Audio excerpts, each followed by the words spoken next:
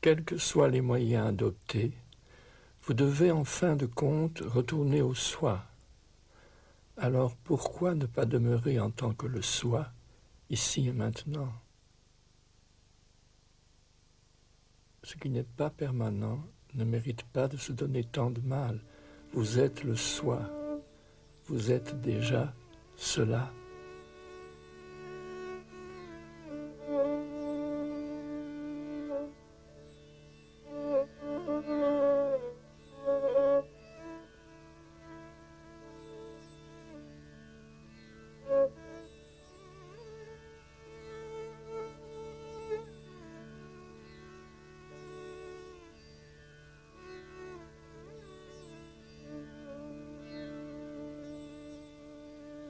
La méditation est votre véritable nature. En ce moment, vous appelez cela méditation car vous êtes distrait par des pensées. Quand elles seront dissipées, vous demeurerez seul dans l'état libre de pensée. Et c'est cela votre véritable nature.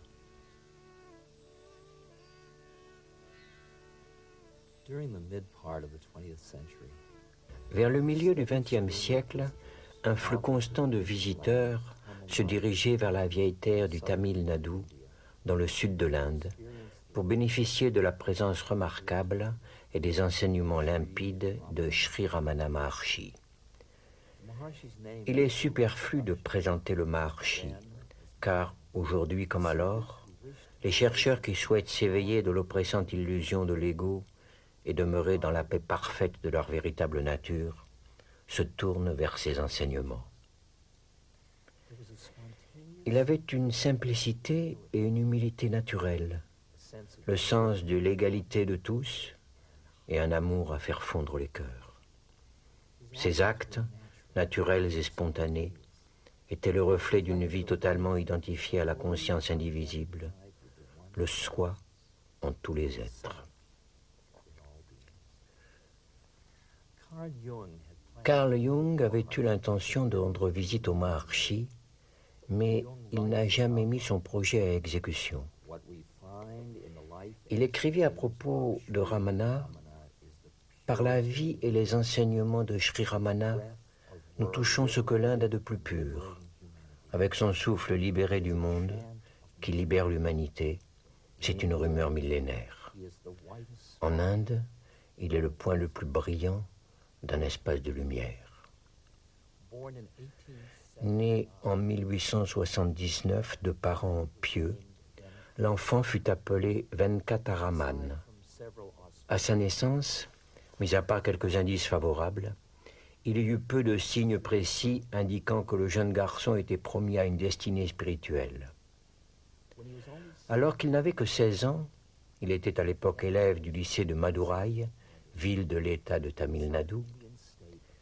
Il vécut une expérience remarquable de la mort qui le mena à un éveil permanent à ce qui ne connaît pas la mort.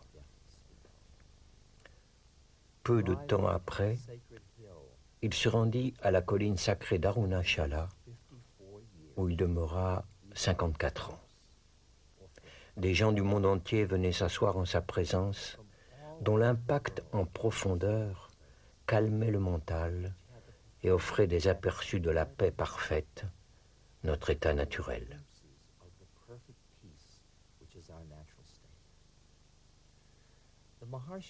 Les enseignements du Maharshi sont exceptionnellement adaptés à la vie moderne et fournissent une synthèse claire et équilibrée de ce qui revient à l'intellect et de ce qui revient au cœur.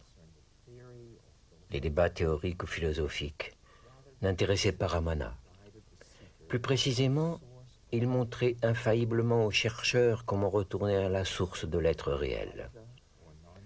Avec des bases théoriques en l'Advaita ou non-dualité, il enseignait que nous existons en tout temps comme le soi suprême. Il suffit de nous éveiller à cette réalité en recherchant la source de l'ego, du je pensé, puis de demeurer dans le soi, notre nature éternelle. Ramana a nommé cette méthode la recherche du soi.